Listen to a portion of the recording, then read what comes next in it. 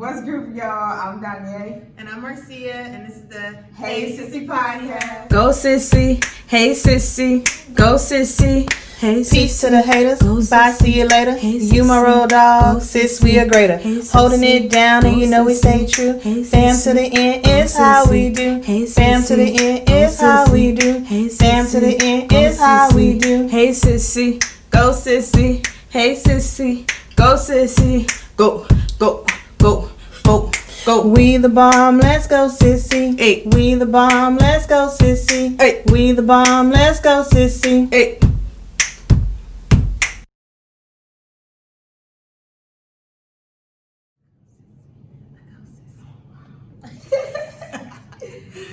All right, y'all. Welcome back to another episode of the Hey Sissy Podcast. Today's episode will be a quarterly update. You know, every 3 months, normally there would have been episodes in between these quarterly updates. However, life be lifing, and 2020, life is lifing real hard right now. Mm-hmm. So, before we get into the world updates, which we all know, but Diane and I are going to share our thoughts on those, we're going to give our personal life updates. So, Diane, what you been doing in the last 3 months? I've been at home. Same. That's it. I've been at home. No updates in your life? Got a new apartment. Yay! That's where we are now, Diane's new apartment. That's it for me. Come on, you've been doing more. You ain't just been sitting here and existing. Yes, I have. No, you ain't been doing nothing. Nothing? You ain't been like reading books or nothing? Yeah, I did. Yeah. What you do to occupy your time? Stuff. Okay. I just don't want to get into specifics. Why not, Diane? Because, that's between me and the Lord. Oh my land. Okay, So your turn. So essentially Diane said she ain't been doing nothing worth talking about No, just yet. no. I said just yet. No, I have. So I just prefer not to go into specifics. you ain't saying nothing to go into specifics about. Exactly. So like I said, she essentially said she ain't been doing nothing worth talking about just yet. Just you. Right. Oh my Lanta. She just out here just living, y'all. I am. Me on the other hand, I have some good updates and some sad updates. Oh man, I I'm gonna start with the sad one. know. Okay. So, in our last update, I talked about how I got a dog in January. The dog has since died, unfortunately. My little baby had heartworms, and we tried to treat it, but it didn't work out. And so he died on May 29th. And I've been sad for like 2 weeks. But I'm gonna be okay. It's gonna be alright. He'll be okay. Don't touch me. I don't I'm want to sorry. cry. I'm sorry. But yeah, my little puppy died. But on a happier note, I finished my last editing class. So soon, at some point, once the corona has died down or something happens, I will actually have an official certification in the mail.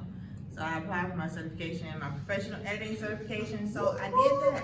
4 classes. Had the job paid for it, got reimbursed, it's a whole thing. Hello. So that was a good update. Other than that, I just been doing my usual editing books and stuff. I have repeat clients, and that's nice. And still married. Down a dog, unfortunately. That's not funny, but the way you. The way I just said it. Yes. Yeah, life is life in 2020. Mm-hmm. Life is life so hard in 2020. I can't wait for tell one particular thing happens. That's gonna be legit. Oh my land. She talking about the baby. We'll see. We'll see if that's a part of the quarterly update before the year's out. But I don't know. The way 2020 is going, I know, I right? want to wait to 2021. 2020 ain't looking like that either. It's not. My Been a whole lot. It's been a lot. So that's my very brief personal updates, because somebody don't want to say nothing else. Man, y'all, you know, I've been doing things, but those are the kind of things I just prefer to keep to myself at this time. You know what I'm saying? Mm-hmm. And then it will be just gonna pray and touch and agree in the Lord that whatever she's working on will be grand. Amen. Yes. Amen. Amen. Now, on to the struggles of 2020 for the world. In March, Corona had popped off. Corona is still out here coroning. It is. And people seem to forget. The sun came out, it got warm and summery and stuff, and people was like, I gotta go outside. living my life like it's golden. And so, Texas was one of the first states to shut down, but also one of the first states to open back up. So May 1st, they was like, y'all can, go to the restaurant and stuff and live your best life. And Memorial Day weekend, it popped all the way off. And now, 2 weeks later, it's like each day there's 2,000 new cases of coronavirus in Texas. But you wanna know something? I really think that maybe everybody has a version of the virus. The virus doesn't mutate. Would it just some people bodies are able to fight it differently than other people's bodies, so it probably is not as serious. The severity is changing between each person depending on the person. Yeah, but it is still serious because if you don't know you got it, you rolling in these streets spreading it. Yeah. And so that's why they try to tell people wear your mask, limit your activity with other people, limit large groups and stuff, so you don't help the spread of coronavirus. I think it's weird because most people, if you ask them, they'll tell you, or even when I ask them, they be like, I don't even like people. I guarantee you, everybody has at least said that sometime in their life. I don't even like people, but for some reason, everybody just want to be around each other because they can't. Well, it's twofold. One, humans, we need human interaction. Yeah, we are sociable creatures. So to be told you can't socialize, you're just like, And so then also, it's like, when you have the option to stay at home, that's fine. But when you're told to stay at home, you're like, but wait, but why? Yeah, it's true. So, yeah. But then also, if you've been paying attention, people was out here in these streets protesting the stay at home order. Yeah. They was like, I don't want to stay at home. You can't make me. I got rights. And it was like, but, it's your right to die if that's what you're trying to die. Wow. But that's what that was happening, because a lot of people was out here, there's a couple of stories rolling around on social media that was like, this man was like, the coronavirus ain't real. I ain't staying at home. That man caught coronavirus and died. Oh. And it was, his family was like, it is real. Stay home. Yes. And they was that sucks. We're not saying this to hurt you. We're saying this for your help, not for your harm. But anyway, and coronavirus is still a thing. Because people, the summer comes, people want to live their lives like it's golden.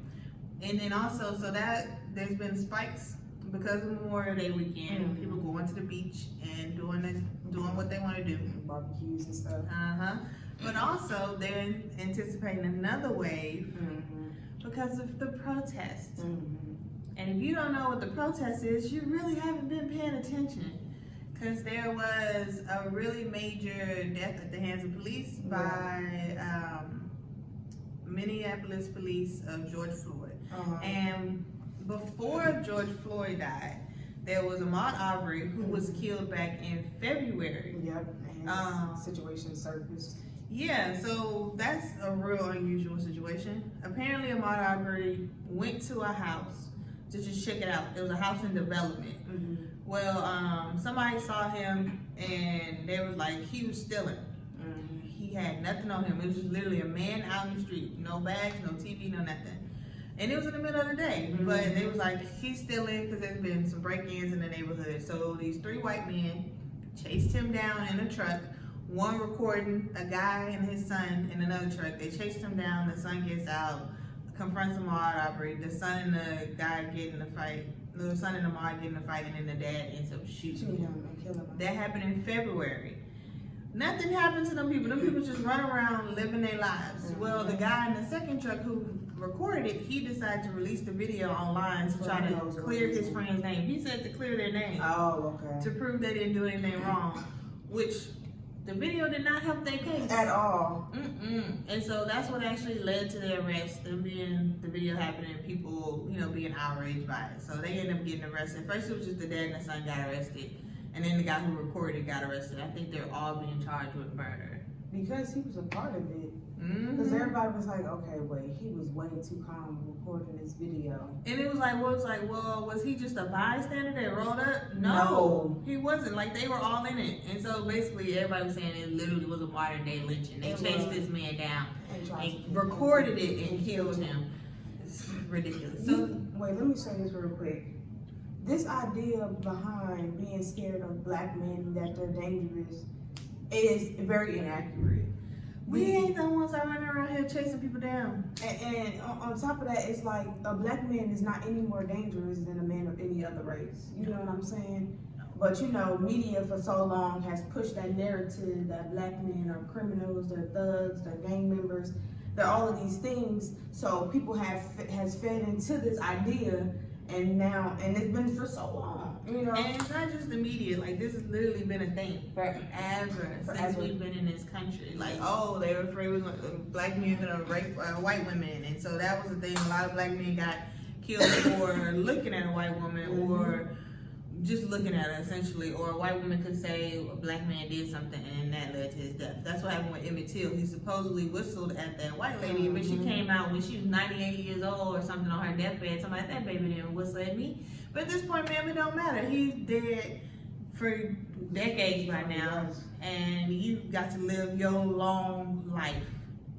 And people do that because they don't like, to be seen as liars, but it's like, or viewed in a certain way, but at the same time, it's just like, well, why would you let somebody get killed over your lie? Because they don't value life. And then on top of that, it's like, y'all worried about, black men and supposedly doing certain white women. I mean, in slave days, what was masters doing to the slave women? Raping them. But they were considered property. They weren't considered people. Yeah, true. And that's how that goes. That's how that goes. So yeah, so finally those dudes got arrested. And then came Breonna Taylor in Louisville, Kentucky. So sad. So this is a confusing one because, okay, these police officers were in plain clothes. They had a no-knock warrant, and if you don't know what that means... Oh, so they wasn't even in uniform? No. Oh, wow. And they had a no-knock warrant, which basically means you could just roll up to someone's house without announcing yourself. So, because the goal is to catch, whatever you're trying to get off of them, drugs, or catch the person in the house unsuspecting, right? So they had a no-knock warrant for Breonna Taylor's house. Yeah, no, they didn't have one. They did. Oh, they did? Yeah, that's what the no-knock warrant is. Yeah, they had a no-knock warrant for her house, looking for someone who supposedly was already in custody. So they went to her house, bust through the door. Her boyfriend shoots because somebody busted in the house. They didn't announce themselves as police because no-knock warrant. They ain't got to announce themselves. So the boyfriend shoots, and then the cops end up shooting and killing Breonna Taylor. I don't think the boyfriend died. No, the boyfriend fine. They tried to charge him with attempted murder of a police officer, but they dropped the charges because it was a no-knock warrant. And the funny thing is that happened, I believe, in Texas. These cops rolled up on this white guy, didn't announce themselves. He shot one of them, but he ended up not going to jail because they didn't announce themselves. So anyway, so that happened. Breonna Taylor died in March. She died in March. Those officers still haven't been arrested. I think they've been fired or put on leave. Put on leave. Yeah, they put on unpaid leave or paid leave. Paid leave. Sometimes it's unpaid, so they've been put on paid leave. And so now the call is still to get them arrested. One of the bright sides is they passed Breonna Breonna's law yesterday, I believe, where no-knock warrants are no longer allowed in Louisville, Kentucky. However, them dudes still out here living their best lives. Yeah. So people are still calling for that. Funny story. Apparently people in Louisville, Kentucky rolled up to the mayor's house in the middle of the night and was just honking a whole street. And they're like, no justice, no sleep. No justice, no sleep. Actually, one of the officers has actually had other complaints come up of like sexual assaults. And stuff like that. One of the officers who had killed Breonna, he receives complaints and stuff. One girl I seen on social media, how she said he had given her a ride or something. He like assaulted her and everything. And other women have come forward too. Yeah, and that happens quite often. They said on Tuesday or Wednesday, they did this thing on Instagram where a bunch of white Instagram, like high profile people like Ellen DeGeneres and Katie Couric, they lend their profiles for a day to black people. And so one of the black people had said that Tarana Burks, the creator of the Me Too movement, a black lady, she said that number one, police misconduct is police brutality, and number two is sexual assault. And so that happens quite often. There's an officer in Arcola, Texas, it was a little town south of Houston. I think he had like 16 sexual assault cases against him. And I think the crazy thing is that a lot of these men have wives and children at home, and they out here in these streets, you know, doing crazy stuff. And it's like, where does your morale come from that you think it's okay to do something to someone else's child, daughter, son, whoever, but you would not want it to be done to your child? You know what I'm saying? It's a lack of empathy and it's power. Yeah. People get a little power, they do something a little illegal, they get away with it, and so it continues to build. It's like you steal a pack of bubble gum, nobody catches you. You're like, cool, next time you steal a pack of Skittles. That. And you just continue to escalate until it's like, if you don't get caught, you out here stealing Louis bags. Hello? And so it's like, people like the taboo of doing that kind of stuff. So, you know, you assault one woman, she ain't gonna say nothing. She's either illegal or low income and too scared to say something. She don't file a complaint, nothing. Just move on to the next one. You law enforcement, so the chances of something happening to you is slim. is slim. And then doubt anybody believe her anyway. So there we go. So that's Breonna Taylor. So Ahmaud Arbery in February. That comes out, and I believe what happened to him, I think, came out in it was like the April. start of coronavirus. Yeah, so that came out, and then Breonna Taylor happened towards the end of March, and then on May 25th, I believe, or something like that, George Floyd died. Yeah. And this always seems to happen in threes, like every time it's happened in threes, and so this time, third one, tip of the iceberg. So if you hadn't seen the video, which although I try not to watch it, the news keeps showing clips, people keep posting clips. I'm tired of seeing black people die all day, every day, on every platform. But he was choked to death by one officer in particular. I don't even know the man's name. I blocked it from my mind. His name is George too. No, it's not. It is George Chauvin, isn't it? Chauvin? Yeah. No, Derek Chauvin. Derek. Oh. Yikes! I got that all wrong. So yeah, he kneeled on George Floyd's neck for a total of 8 minutes and 46 seconds. And then there's other 3 officers holding him down and 1 officer watching. So at first Derek Chauvin was charged with 3rd-degree murder. Then they upped it to 2nd-degree murder. And then the other 3 officers were arrested and charged with accessory to murder, abating the murder, accessory and abating manslaughter, and accessory and abating 2nd-degree murder. And I think Derek Chauvin was charged with manslaughter and 2nd-degree murder. Apparently, one of them was actually like a rookie. Yes. One of them was like fresh. New to the force, yes. And I think that rookie was the one who asked if they should turn him over, and someone told him, and Derek Chauvin told him no. So I didn't watch the video. A bunch of people have watched it and talked about it, and the crazy thing is, it took them 10 days of protest, literally. Well, let's see. When was Derek Chauvin arrested? I don't remember the timeline. I can't He even tell you. He wasn't. Maybe it was 10 days of protest before he was arrested. People was protesting for a while before he was arrested, and then they continued to protest until the remaining 3 were arrested. And people are still protesting for Breonna Taylor's people to be arrested because they still out here living their lives. So that was the tip of the iceberg. And also, I think these protests wouldn't have been so major had it not been for coronavirus. You think so? Because a bunch of people are out of work. Oh yeah, true. I think they say like in Texas alone, 6 million people have applied for unemployment or something like that. So you think if people get employed, they wouldn't have been out here? Yeah, because the protests have never been this big before. Yeah, that is very true. If you got a job, you can't be protesting in the middle of the day. Oh yeah, that's very true. And so literally people around the world are protesting. Who have been out because of coronavirus, lost their jobs, the economy's down. You literally have time on your hands. I mean, hey, it worked out. Yeah, I was like, everything happens for a reason. You want to know something though? Oh wait, no, I'm sorry. Go ahead. I was gonna say it's unfortunate George Floyd died, but literally everything happens for a reason. Right. And also, you know, it sucks that, you know, people keep talking about all lives matter.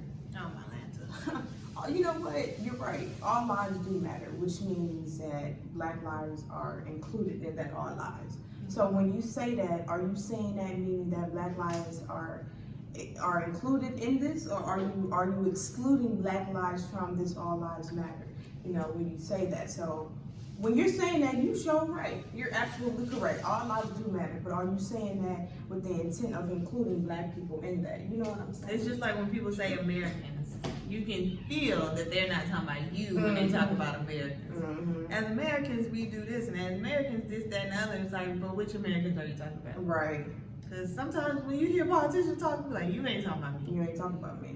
It's ridiculous, child. So like I thought of this example. I said a lot of people have children, right? If your child was kidnapped and you went into a police station asking for help, and you want them to do everything in their power to help you find your child, and they shrugged their shoulders and said all kids matter, and they did absolutely nothing for you, wouldn't you feel some kind of way? Yes.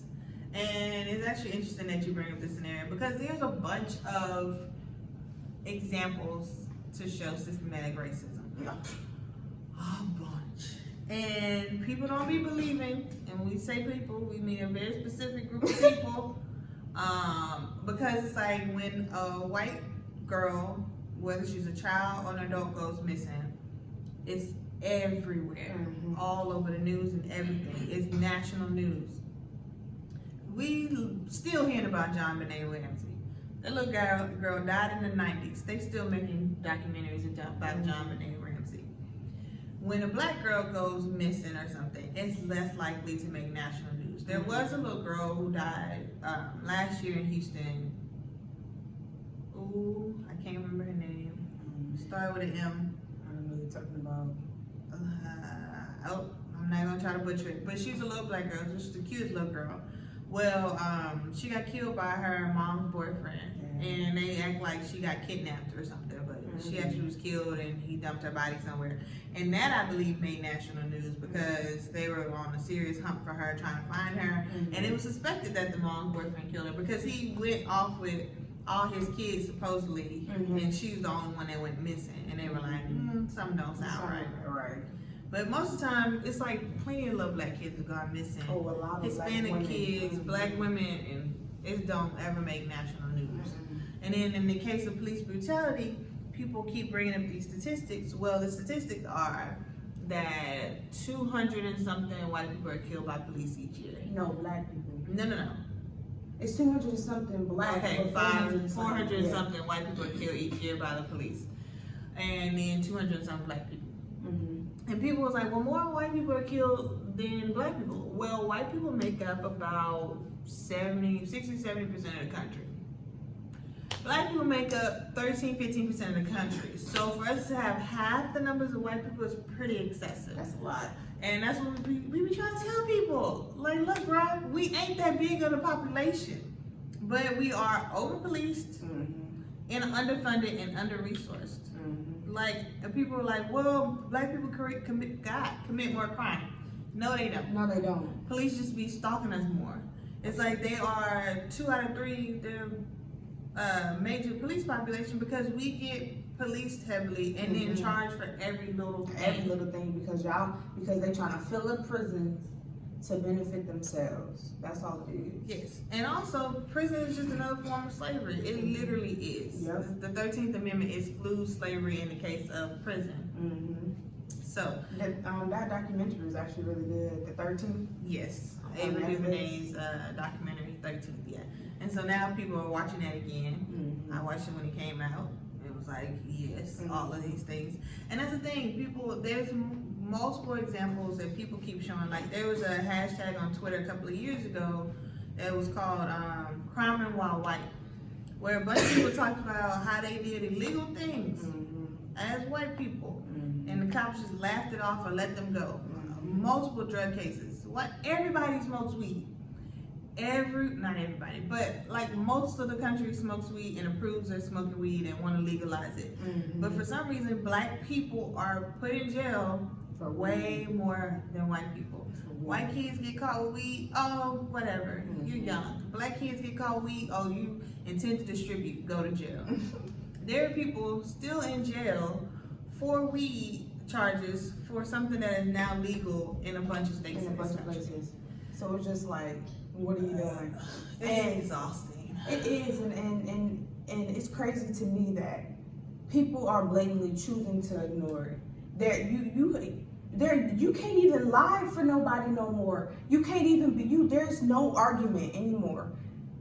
Racists cannot argue with racism no more. You cannot say, well, this, and the third, because you really talking out the side of your neck at this point, because it's blatant. It's clear as day what it is. Yes. But y'all don't want to believe it, because for what reason? You know what I'm saying? There's no excuses at this point. You cannot fight.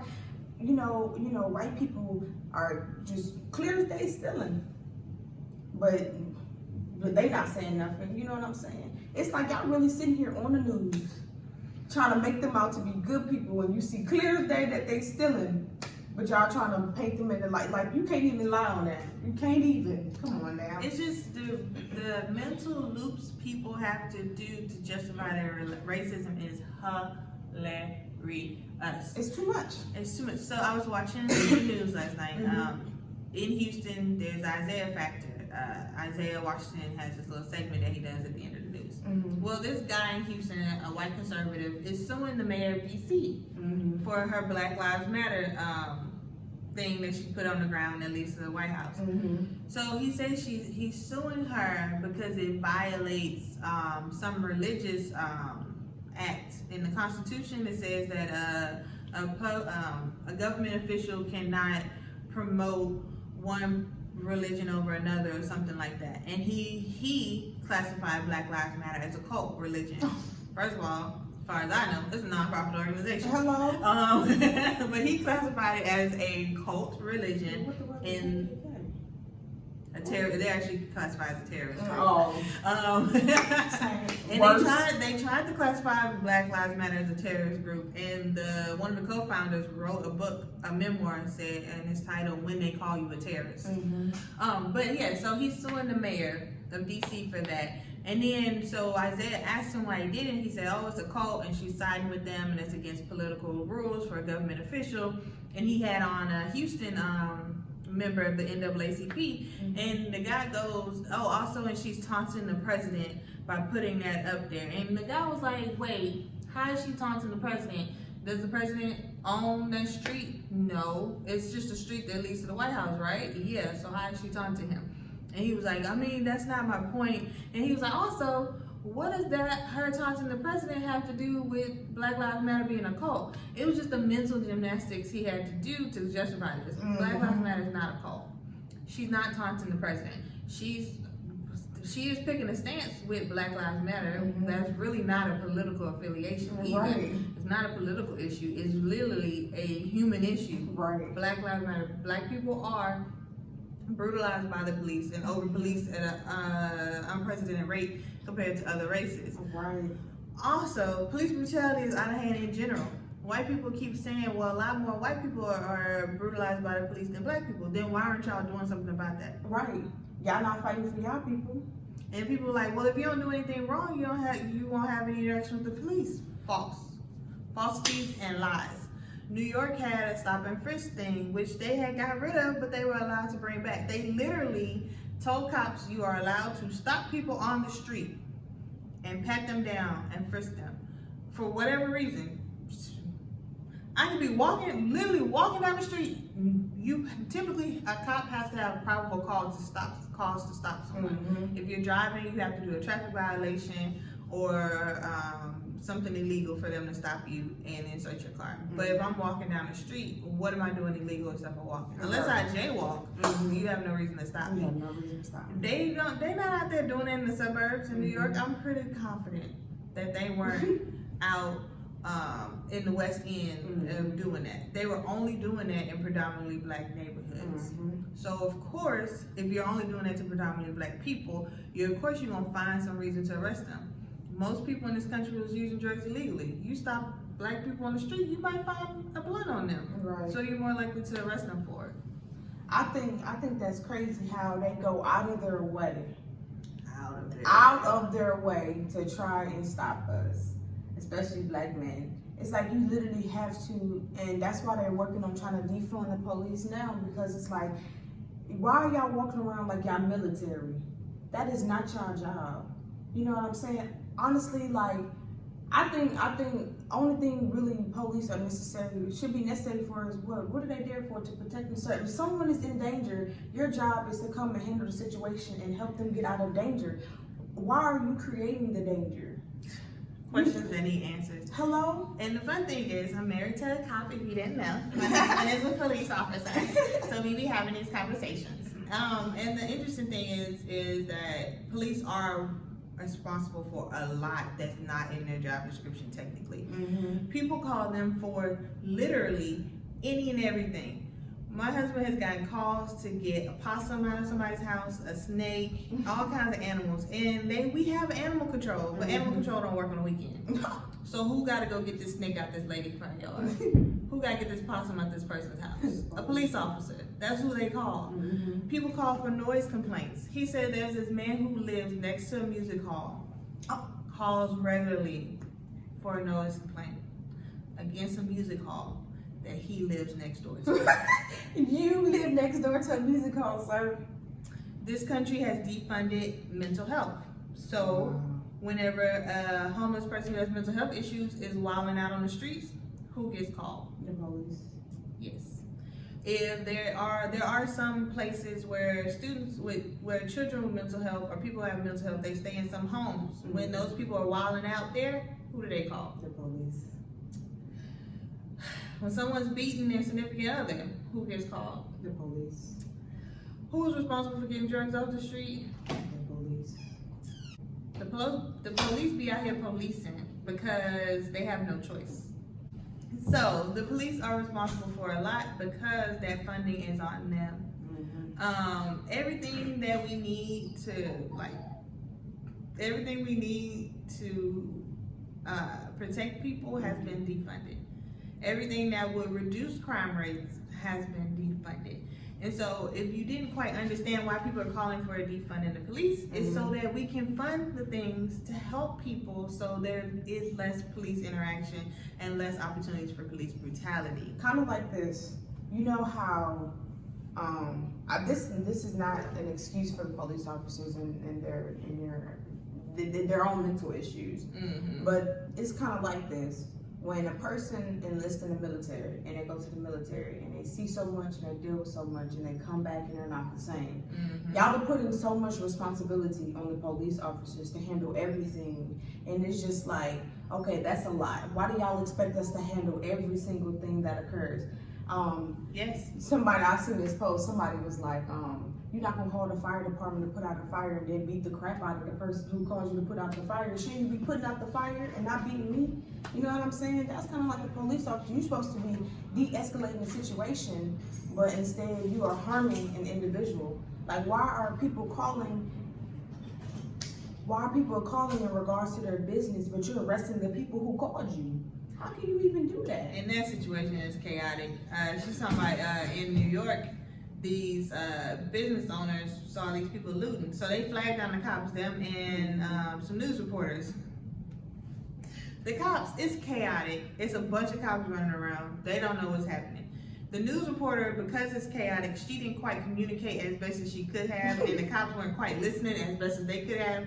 So they were trying to say they're looting, and they're like, where are the looters? And she pointed at the business owners to say, they're saying that they're over there. Well, the cops saw her point, and act. Mm-hmm. So they went and arrested the business owners, but she was like, no, they're not the ones looting. Mm-hmm. They're trying to stop the looters. That's what she was trying to say, but the cops trying to react so fast. It was a chaotic It situation. was. And it was hilarious, because the lady's like, no. And the Wrong with people. but they weren't, nobody was listening, and it was chaos. But the problem is, cops do deal with a lot. Mm-hmm. And living with a cop, I know that. Mm-hmm. They see suicides. Like, there was literally a situation where the husband was called. This lady said, my husband left. He's in your city. I think he's gonna kill himself. They go to this hotel room. They knock on the door to try to get the man to open up to talk to him. And they hear him cock the gun and he shoots himself. Oh, man. They're outside the door. Dang. So that's what they deal with. They have to be mental health experts. They don't have to. They've been forced to be mental health experts, Mm-hmm. crisis intervention experts, child protective experts. Because somebody's this lady called on her daughter because her daughter had left her grandkids at home, and she knew she had did this. She calls the cops. My husband rose up, and when the mama rose up at the same time. So, he talked to her about it and everything. The kids were safe. The mom came when he got there, so he went on. But he filed a report with CPS. Mm-hmm. CPS told him there's not enough to go on. Mm-hmm. CPS is overworked and underfunded too. Mm-hmm. Social workers don't get paid nearly as much as they deserve to be paid for. Right. So unless that child is being outrightly abused, Mm-hmm. they gonna let that case go because they don't have the caseload to handle another case of just her leaving her kids by herself. Mm-hmm. And so a lot have been put on them, and it shouldn't be. And also, I was seeing how people had all these different kind of signs and stuff that was saying how the training, the amount of hour training that police officers go through is a whole lot less than what some other job occupations have to go through too. That's actually untrue. Oh, it is? Oh. Yes. So when people are putting those signs up, they're only counting police academy hours. Oh, okay. So what people don't realize is, of course, police training is state by state because we're in the United States, states' rights.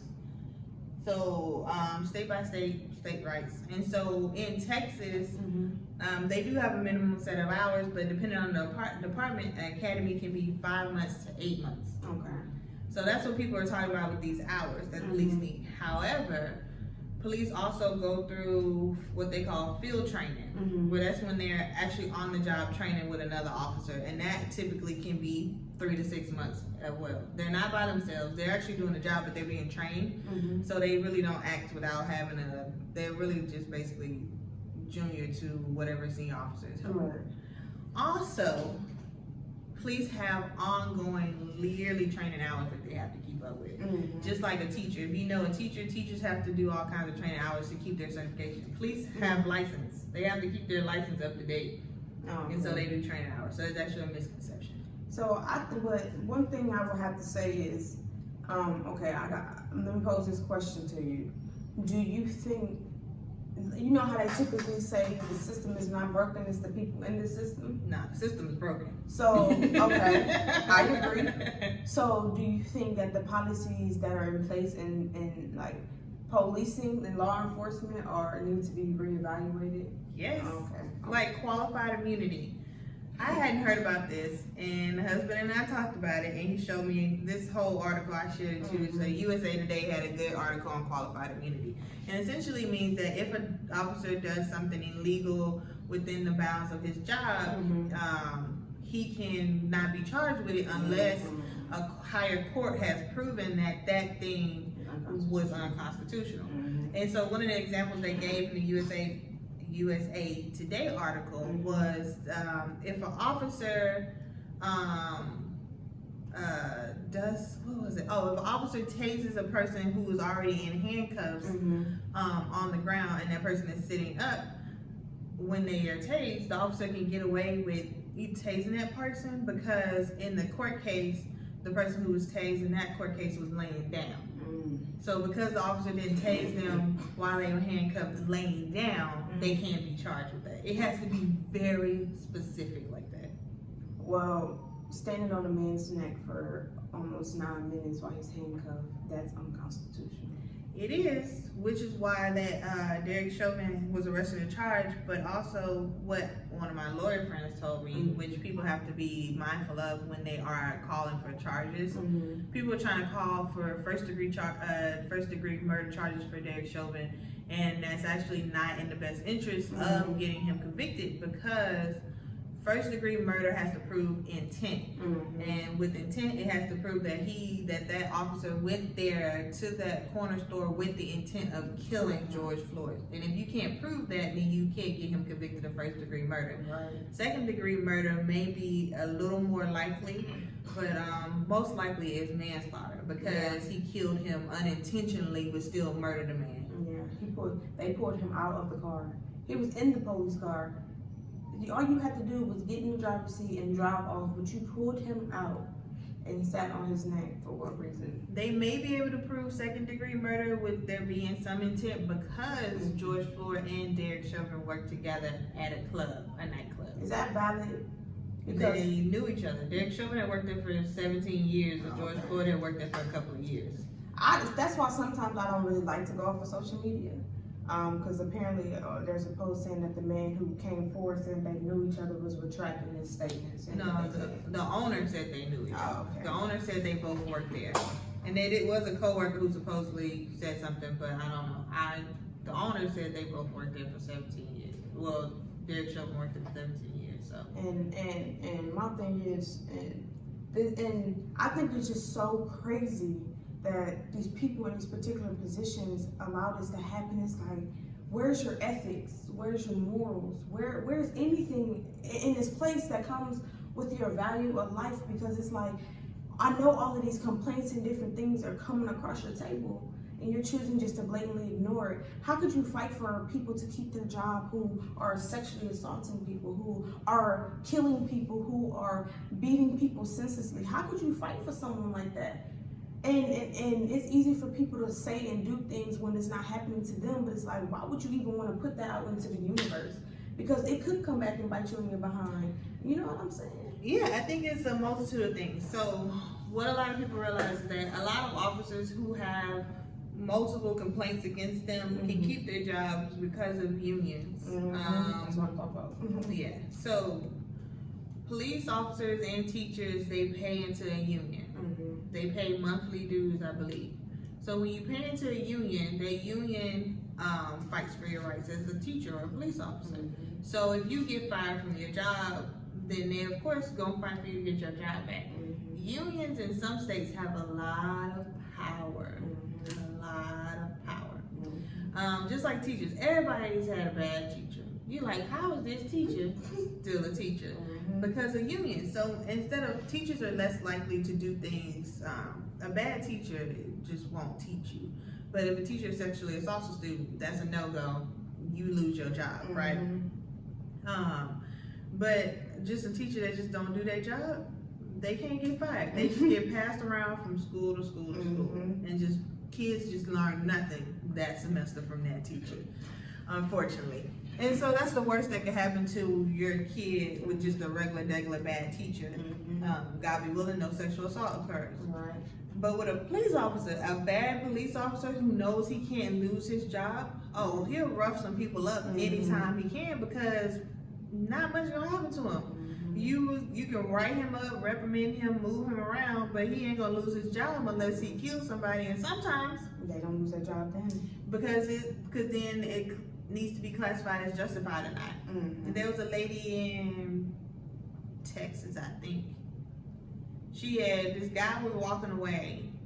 I can't remember his name because there's so many. They had him on his car, and I think they were trying to arrest him for something. He was walking away, walking back to his car, and instead of somebody, it was multitudes of officers out there, multiple. So instead of someone grabbing him, handcuffing him before he got to his car, this officer shot him in the back, killed him. She lost her job, but guess what? Another police department hired her because they said what she did was justified. How was somebody walking to their car a threat to you? Well, it's a threat because they could be walking to their car to get a weapon. Okay, this is the thing I don't understand. everything is a threat to a police officer. And people was like, if y'all are so scary, why did y'all become police officers? It's not that. You have to understand their training. They're literally taught that literally everything is a threat to them. That's what they're taught. They're taught that traffic stops are really dangerous, and they are. When you pull somebody over, you never know what's gonna happen. People be having drugs in their cars, weapons, illegal stuff. If you pull over somebody and they kidnap somebody, you don't know that they kidnapped somebody if they pull over. So that's why they say traffic stops are dangerous. That's why they're a little edge on edge when they stop you at night. Because they can't really see in your car. They're approaching you from behind. You can see them coming. They don't know if you have a gun in your hand. You're gonna pull out a gun and shoot them as soon as they approach your car. And that's happened a multitude of times to officers. So are they taught to shoot first? They are taught to protect themselves. They are. So they're taught if you see a weapon, shoot. Even if, oh. Well, because they can try to tell you, drop the weapon. Of course, they give you commands, drop the weapon. If you don't drop it, then you try to act like you're gonna raise it, they're gonna shoot you. That's why people reaching in their pockets scares them, because they don't know what you're reaching for. They can't see what's in your pocket. That's why typically if they pull you out your car, they handcuff you and pat you down to make sure you don't have weapons on you. Because there's another incident where these officers had arrested this guy. Somebody didn't pat the guy down right. The guy ended up getting to his gun, shooting the officer, and escaping. So they're training. They're training that any situation could be a dangerous situation. That's like domestic violence cases. They say that's one of the most dangerous situations because you're going into someone's house. Domestic violence is situations, as we know, oftentimes leading to death for the female spouses. If males beating females, it tends to lead to death. So when you roll into somebody's house, they beating their wife or their girlfriend or whoever, you don't know what they got in their house. The officers have rolled up to people's house plenty of times, and the people come out shooting. So it's like they seem scared because they trying to make sure they don't die. You would be the same way. It just get crazy when they start killing people and they have any kind of way to even do anything to you. If their person literally doesn't have a weapon in their hands, they should not die. If there's no possible way they have a weapon, why they're dying? That's the case. What can a man handcuffed on the ground do to 4 police officers? What can he possibly do to y'all? What can he possibly Maybe if they, you know how they talk about crackheads, maybe, you know. Well, here's another thing. LSD makes you like Superman. So when they approach someone who may be having signs that they hopped up on PCP or LSD, they be like, it's like fighting the Hulk. It's gonna take all 10 of y'all to get this man on the ground. Sometimes, unfortunately, they choose to shoot rather than actually wrestle and tussle with people. Because like you say, some officers are scary. They are scared to go hands-on because they scared they might lose. But then that's the thing. There's some training that they're required. They get hand-to-hand, what's called hand-to-hand combat training in the academy. They don't really so much get that after the fact because they already been taught. But it's that individual police officer's responsibility to make sure they keep up their fighting skills. Because people be out here fighting the cops. They do. They be out here fighting the cops. Fist to cuffs. Some cops have been put in chokeholds and choked by people and having to chase people and things like that because it's some people out here that will fight. And so it is that cop's individual responsibility to keep up their combat skills, but everybody don't do that. Just like you be lazy at your job, cops be lazy at their job. People don't be doing nothing extra that's not required of them. And so we've all seen the chubby cops because they not required to keep up their fitness. Right. That's true. I don't like when I see them handcuff people and they just be pounding on them. I don't like that. That's unnecessary. That is unnecessary. Because once you handcuff somebody, why are you beating them? Unless that person headbutts you, what are you doing? And most people aren't thinking about headbutting you. No. So yeah, once you get, ideally once cops get somebody in handcuffs, they should pat them down, put them in the vehicle.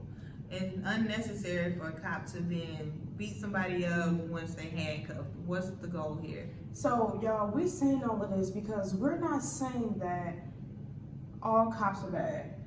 And we're not saying that that policemen, that law enforcement can't do their job. What we're saying is, one, the excessiveness that they do is unnecessary. Yes. 2, we're saying the killing of unarmed black men who can do no harm to you is an issue. Why are you killing men who cannot do anything to you? What was one man going to do to 4 police officers with multiple weapons? What could he have possibly done? Nothing. And then we're also saying that we need to also change the policies and the people who are in these positions because they are corrupt. Point blank period, they're corrupt and they're only in it for the money. They're not in it for, people's value and their safety. Because if that was the case, then a lot of people will be moved out right now. You know what I'm saying? People would not still be cops. You know what I'm saying? People look out for their own people. It's like black people gonna look out for black people, cops gonna look out for cops. Mm-hmm. That's just the way it is. And I mean, you think about it, they are like it's us against them because oftentimes it is. Yes. And so people be peopling, Mm-hmm. y'all. Cops are people. And when people fail to realize, people be like, oh, well, I never had issues with the cops. That's Lucky you. for you. I've never had issues with the cops. Mhm. Lucky for me. Mhm. But that doesn't mean people who have had issues are lying. Right. They're not lying. Some cops be hella aggressive. And so there are some training issues that need to change. Mhm. There's some policies that definitely need to change. Mhm. Unions need to have less power. Mhm. Police department need to be able to fire blatantly out of line cops without having to give them their jobs back. And you can't get rehired. No, I but don't think you should be able to get rehired. you shouldn't be. But the cops can go from this department to another state or whatever and get a new job. No problem. But then also good cops be held out or be boxed out of getting jobs. Mhm. There was a black officer in Buffalo, New York. She had been on the force for 19 years. Mhm. One of her fellow officers was getting a little excessive in his force and she was like, hey bro, chill out. Mhm. They fired her. Mhm. I think they fired her talking about police safety or some nonsense. 19 years on the job. 1 year away of collecting her 20-year pension. She lost her pension. Meanwhile, the next year, that same officer she tried to stop from excessive force, guess what he did? Excessive force his way out of a job. But guess what he got to keep? His pension. Wow. Meanwhile, now I think they're going to reopen her case so she can get her pension back. Mhm. Because that was done. Buffalo is also the same people who pushed down that 75-year-old white man who was trying to return a helmet Hello? and cracked the old man's head open. But I digress. And then Trump gonna be talking about Antifa. Talking about it was a setup. I don't know what 75-year-old man is part of Antifa. And he's talking about that man fell harder than he was pushed. Well, And then did you see the man? The man was frail. and then I think it's crazy and people be like, well, why good cops can't do nothing? Y'all, because if they want to keep their job, they cannot say anything. If it was easy for good cops to step up and be like, and fight for these people, they would, but then they have to think about their children, their family, their livelihood at the same time because, they could get blacklisted too and it would be hard for them to find a job or move in different places. So it's not as easy for them just to speak up, just saying it's not easy for a victim of an assault to speak up, you know what I'm saying? There is a toxic police culture. Toxic masculinity. We acknowledge that toxic masculinity is a thing. Policing is a male-dominated field. Why wouldn't there be toxic police culture? Which there is. Why would a good cop speaking up is a risk to his life? Because cops are supposed to back each other up. If you speak up against a bad cop, that could potentially mean that those cops, your fellow cops, won't back you up because they feel like you won't back them up. So now you risk your life. So now you can't speak up for fear of dying on the job because somebody didn't come to your rescue when you needed them. Like, people are really corrupt out here. Like, people be peopling. oh my gosh, it was so sad. I just actually read a story about this judge being killed, 65-year-old Muslim judge, first black judge or something like that, found in the Hudson River. Sad. Yeah. It's a shame that people go to such lengths to keep certain people out of places, but they do that for a specific reason because they know if people, minorities or people of color, or black people, whatever, get into these positions, they know what their goals is, they know what they're trying to do, and they don't want that to happen because what they're in right now works for them, and they're going to try to fight as much as they can to stop what does not work for them. Because the idea is that, if we give you some more power, give you more resources, give you more money, it takes away from us. Falsities and lies. There is enough to go around. There's literally enough to go around. Y'all gonna die. So my What? thing, Y'all gonna die. meaning y'all are going to pass on eventually. So whatever you have now, you cannot take with you. They don't care. They want it all while they here. They're not even using it all. They don't care. They want it all while they here. They don't care, Donye. They like, if I can get it, let me get it. It's mine. And then when people love to throw that, well, black on black crime with us. All my life. Stop it. So y'all saying white on white crime, and whenever there's a school shooting, are you saying white on white crime? Thank you. When people out here, there's a whole show dedicated to white on white crime called Snapped. The ID channel is essentially white on white crime. It is. Because that's what's out here happening. People kill people within their circle. They do. Most white people live near white people. Most black people live near black people. Most Hispanic people live near Hispanic people. Most Asian people live near Asian people. So if crimes are happening in those areas, it's most likely happened by the people who live in those areas. People are trying to do anything to just, why are y'all trying to beat around the bush? Why can't y'all not call a spade a spade?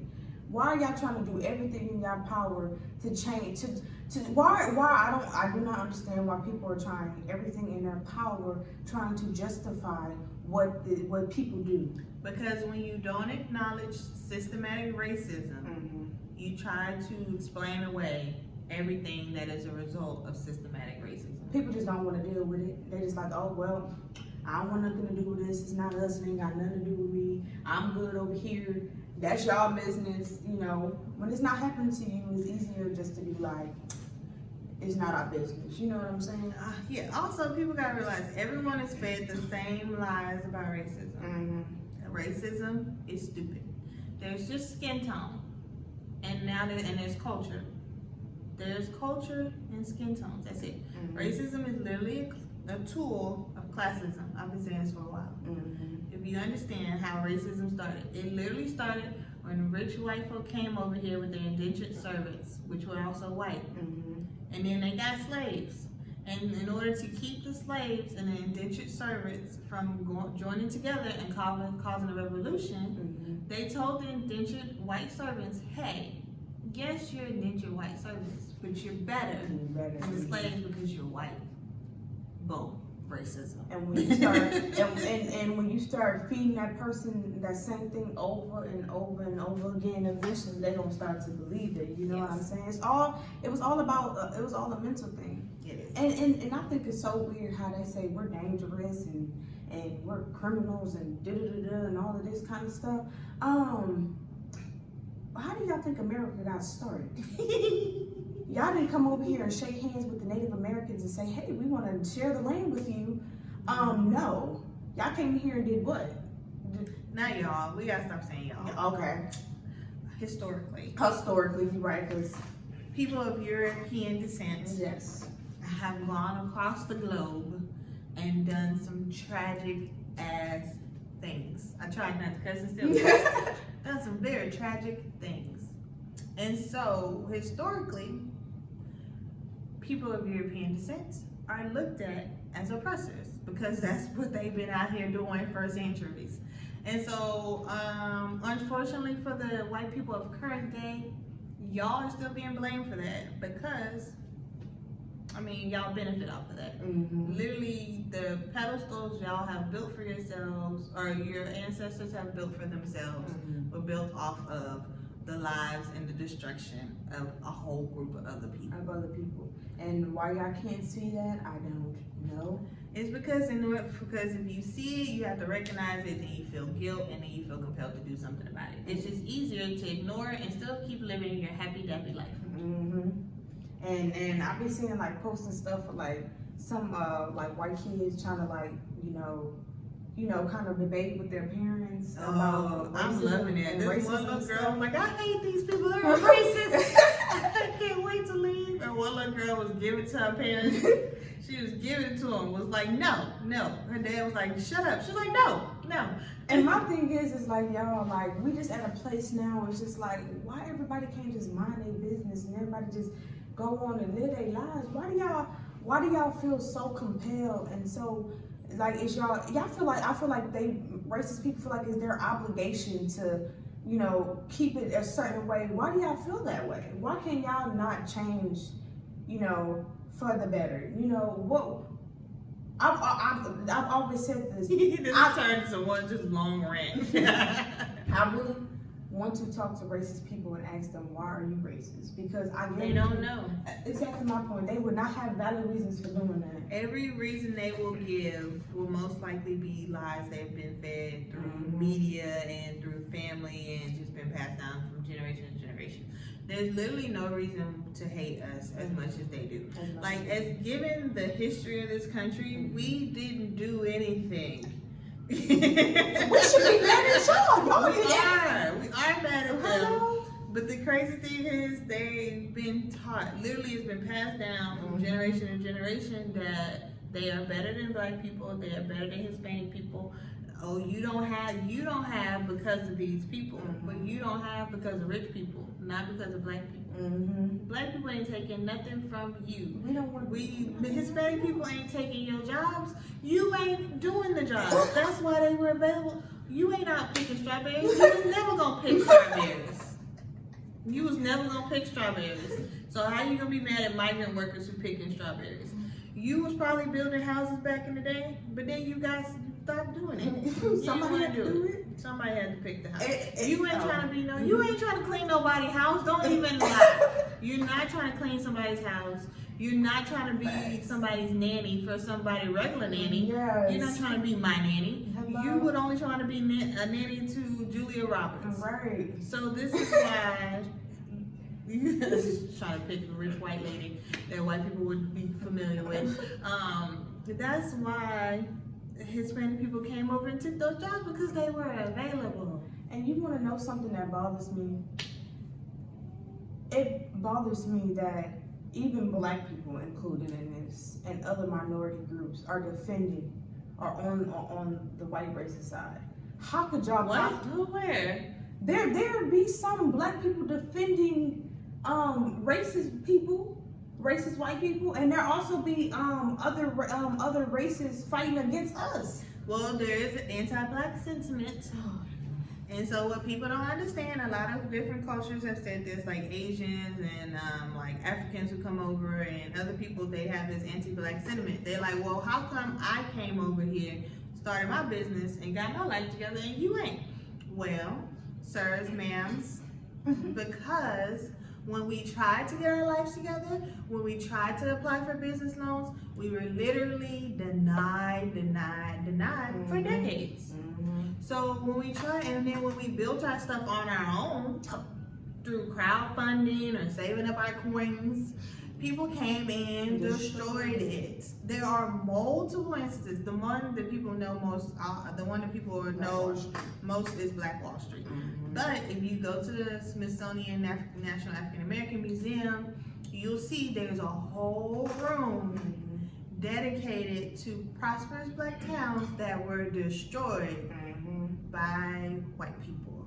So when we tried, it was destroyed. When we tried to get a house to better ourselves, we were denied and pushed into public housing. When we tried to get good jobs, we were denied because of black sounding names or lack of credentials so literally systematic racism has been designed to keep black people down, while allowing people from other countries to come into the United States and be lifted up to prove the ideologies and stereotypes that black people are lazy and no good or blah, blah, blah, blah, blah. This is what systematic racism is. And it also doesn't just affect us. Black people are the most vocal and we are the loudest because that's how we are.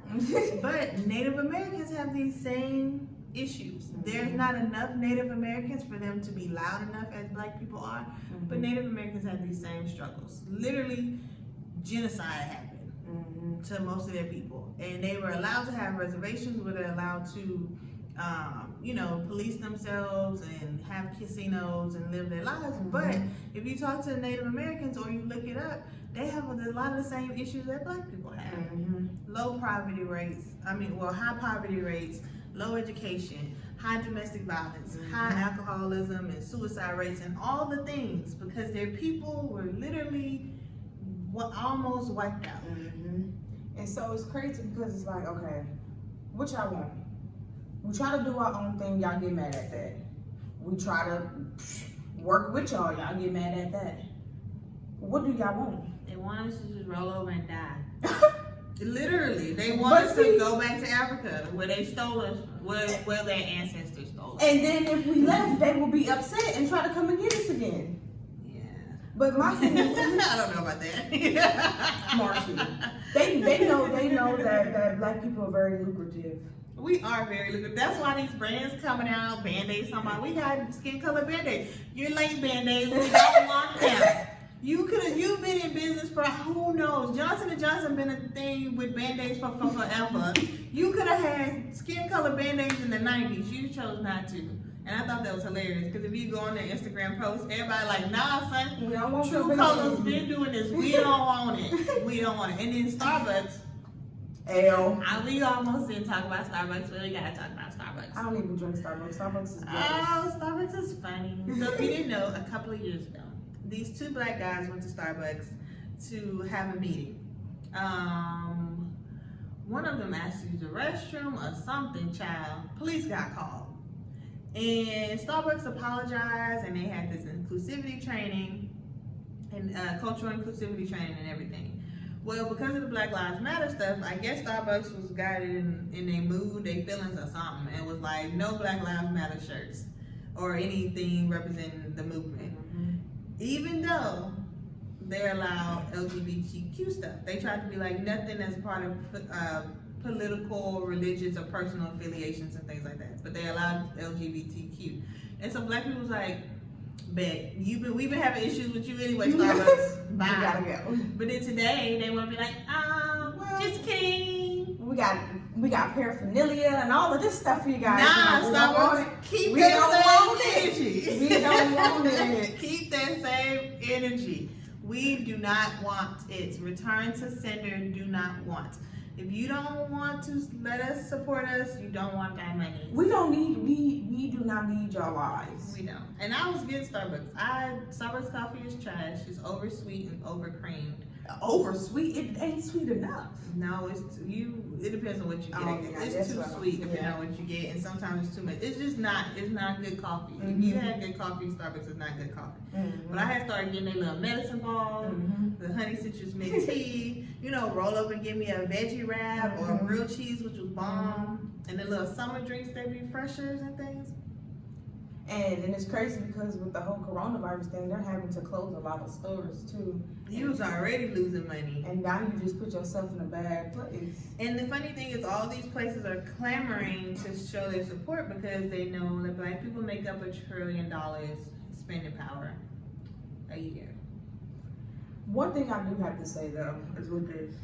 Now, it's hard to really tell who is really for us and who is not. You can, but sometimes you cannot. It's not hard to tell at all. And you have, because they have professional PR people who do this. That's their job.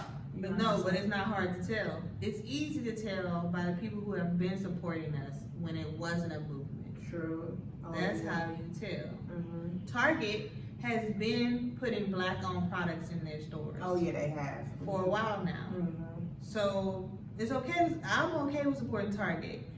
And it's like, because they support black-owned businesses. Been doing it. Now Walmart want to open up the cases. Walmart, because they kept having people stealing the black hair care products. Apparently, that was the thing. That's people not owned by black people. They weren't owned by black people, but then people kept stealing it. So they started to lock it up or put it behind, a cash register and stuff. And now they're like, oh, we're gonna open it back up. But people literally have been complaining about that for years. Years. Why are the black products locked up but nothing else? I think I didn't like Walmart anyway. Oh man, I like Walmart. I did not like Walmart. Walmart. It's cheap. It's cheap, but we're not gonna go into a rant about Walmart. Anyway, this episode's getting long. I feel you. But like, I mean, I will say I do like the victories we are gaining out of this. You know what I'm saying? The Black Lives Plaza. No Black Lives Plaza. What is it called? No, that's what it's called, but that's not a victory. A bunch of cities saying they're gonna change street names to Black Lives Matter. Mhm. That's not what we want. Save that money and put that money and effort towards changing laws that have disproportionately affected Black people. Right. To use that money to reallocate funding to schools in predominantly Black neighborhoods. Right.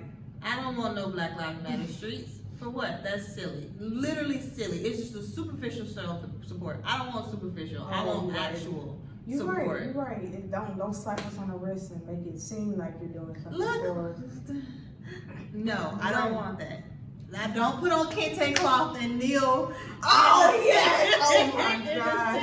I don't want that. We don't want that. Nobody asked for that. What are you doing? We want you to pass laws. Hello. That's what we want you They'll to do everything else but give us what we want. That's not what we want. And go ahead. I'm sorry. I would say what we want is for education to not be built on property taxes, because obviously people in predominantly poor neighborhoods, which tend to be predominantly Black, are going to have less property taxes because of redlining that outline our neighborhoods as not being wealthy and profitable. So then our schools have less income for students, less resources. How about you change the way school funding is set up? Right. How about you do that instead of changing street signs? Street signs. That's what we want. We don't want slaps on the wrist or appearances. We don't want hey. No, we want laws changed. Yes. We want people out of positions.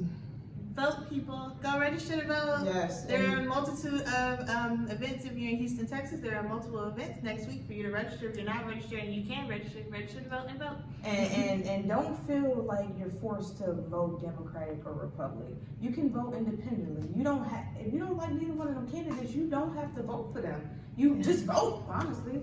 Well, no. Well, do your research. Do your research. I'm sorry. Let me correct that. Do your research. Research, and then vote appropriately. Let me say that. Research candidates, the platforms they're running on, and if you like a candidate and you really want your candidate to win, campaign for your candidate. Get the information out. Let your homies know.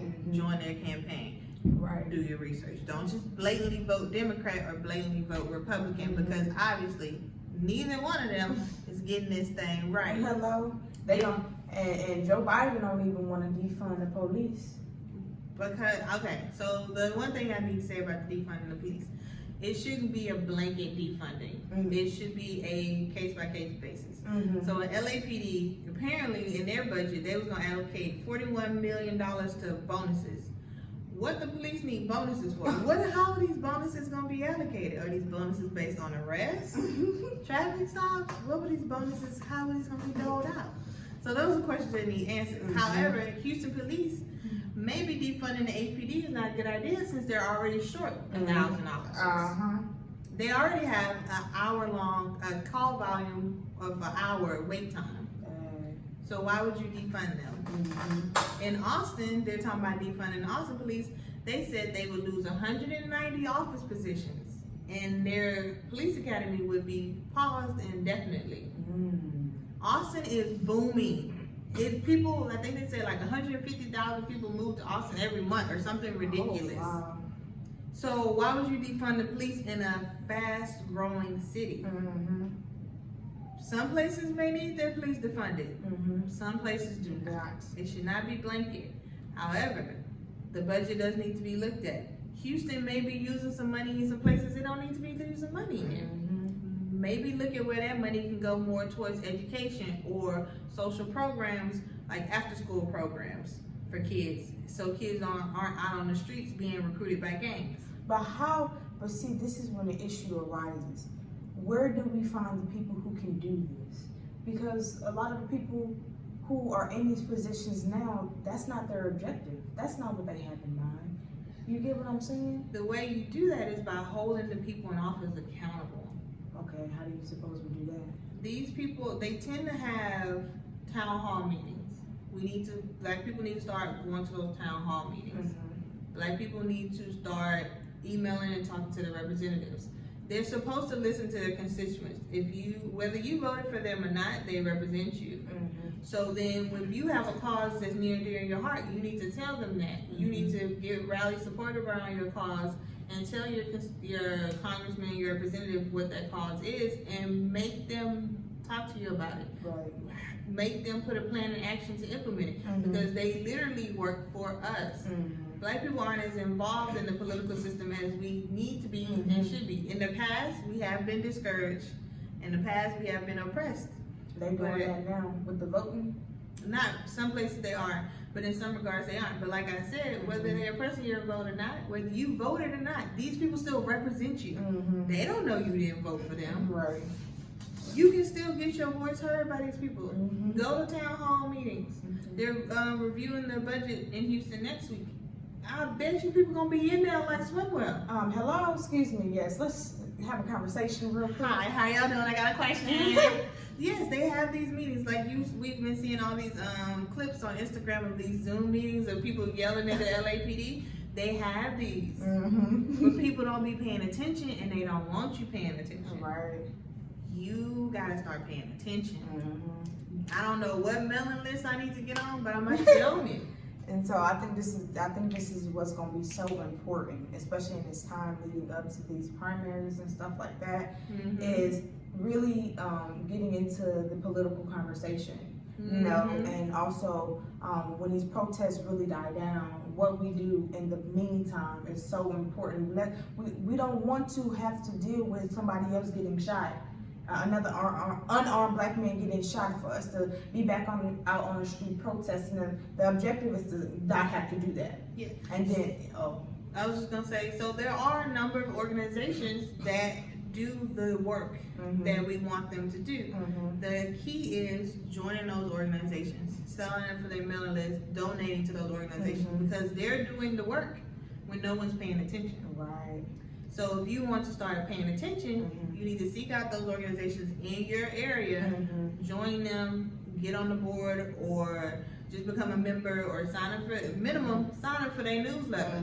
They gonna tell you what's happening, when it's happening, and why it's happening. Right. You just need to stay informed. And I think as black people, we can't complain about prices and particular things, because it's weird, because when it comes to supporting black people feel like they should need a discount or something. When it comes to supporting other black people businesses, it's like, no, it's like, because I've seen people, I've joined a couple of like groups in Facebook and stuff, and people are like, why are y'all complaining about our prices?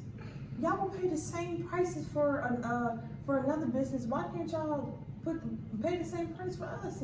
And people like, y'all following us and then unfollowing us, then what y'all following us for? It's like, and then I see posts where people be like, I'm gonna support black businesses for this month. Well, what about the other months after that? Was just support just gonna cut off at the end of the month? Yeah, You I know? thought that was funny. I was like, when I thought about it, I was like, I've been supporting black businesses. I buy black body products and hair care products. Like one product that I get at Target is the D-O-U-X. I started following her on Instagram years ago.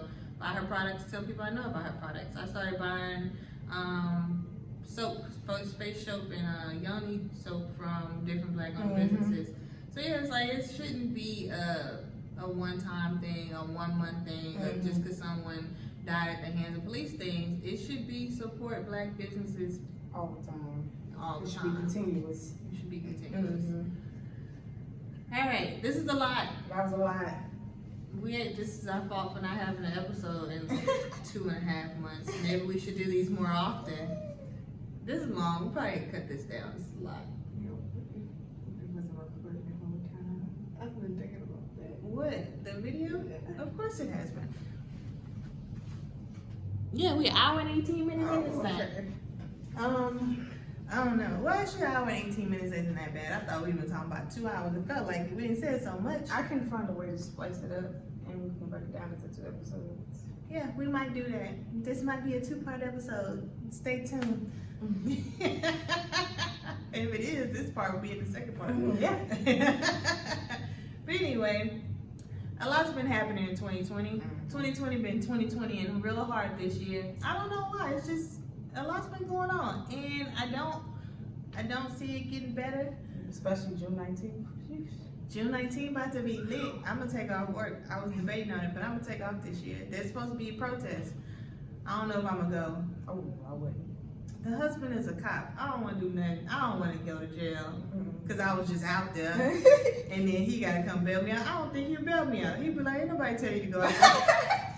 And I don't want to do anything that could jeopardize his future jobs. Because when police, see, here's another thing people don't know. When police apply for jobs, they ask everything about you and everyone you know. Sometimes some departments, it felt like he was applying to the FBI. They was like, what's your bank account information? And when was the last time, like, what's the recent traffic stops for your wife? And I was like, I'm not applying for this job.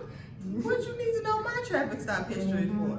So yes, I don't want to do nothing to get him in trouble because he is one of the good ones. Yes. There are good ones. I know what people say, and yes, one bad apple can spoil the bunch, but you have to consider people be peopling. You know a lot of good people, and there are a lot of good officers. Yeah. So just don't be blanket in your generalizations. Essentially, the way you don't want to be blanket in people generalizing you. But stereotypes and stuff. Systematic racism is real. It is real. Police reform needs to happen. It needs to happen. Defunding needs to happen. Reallocation of funds needs to happen.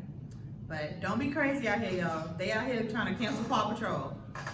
Relax. It's a cartoon. It's a cartoon. They go and remove their police positive representations of police are not bad. We don't want our kids to be terrified of all police. I saw a video earlier today. This little black girl was crying when she saw the police and she put her hands up. And the white lady police officer, she was like, oh my God, baby, don't be afraid. We're not all like that. We don't want our kids to be stressed out and not call the police. The police are here to protect and serve. Some of them literally do just that. There are the bad ones, and those need to be held accountable. That's what needs to change. And accountability. I think it sucks because, you know, your future generations, they're going to need that. You know what I'm saying? And if you're already planting some seeds in them where they're 3-4 years old going like this, you know what I'm saying? Or if you having to explain to your children, well, mommy or daddy, this happened to them. You know what I'm saying? What is that saying? What is that saying for them? That's not our fault. It's not our fault. But the police have to work on it. They have to change their representation. And also, black people need to become more police officers. Real talk. For real, we need to stop being mad at black people who do become police officers. That doesn't make sense. In order for us to change it, we do have to become cops. I read an article about a guy. It was so funny. He became a police officer because he was like, I can make a difference. And then he got there and he was like, dude, I'm just the only one. I can't make a difference here.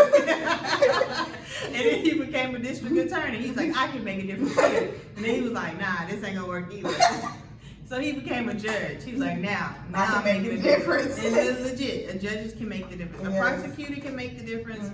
A police officer can make the difference, and so can a judge. Black people need to move more into these fields in the judicial system. And being police officers is a good place to start because you can keep that one little black boy from going to jail for a small amount of weed, or keep him from going to jail from shoplifting a piece of candy or whatever. You can help to change one kid's life around, not let them get trapped up in the system. It's not going to be easy, but we definitely need more people that look like us policing us because we're more likely to be compassionate towards our people. Right, because I know if a black man seen the police coming, I know so many things, so many things is running through his head, you know, so many things is going to begin to happen, you know what I'm saying? But if you see one of your own, you be like, all right, he might be cool, And you know, I think it's nothing wrong with us pushing those kind of positions and, you know, even instilling into our children the ideas of, you know, of being in these particular positions and stuff like that. We typically want our children to be, you know, the things that are most popular. Would make the most money. Oh, make the most money, but you can still make decent money being in other positions. You know what I'm saying? In these political positions and stuff like that. And I think that's pretty cool. I actually seen a post. Oh, sorry, y'all. We're gonna end it soon. We swear. We promise. We are. I think people are so weird. There was a photo of a group of black law students, Harvard Law Class 2021. Somebody put something gang members, and it was just like, really, sir? Seriously? Gang members? As it says Harvard Law Class 2021, you're going to say something gang members. That's that. It's a shame that they have deceived themselves so much. They've deceived themselves Too much. Anywho, Oh well, this is going to be an ongoing fight. It's gonna take time, y'all. So don't be impatient on the change. Change is like weight loss. It takes time. It will. And we're literally fighting against 400 years of oppression at this point. Like, it's gonna take time. And also, we gotta hold people accountable, hold these corporations accountable, hold police accountable, hold our politicians accountable.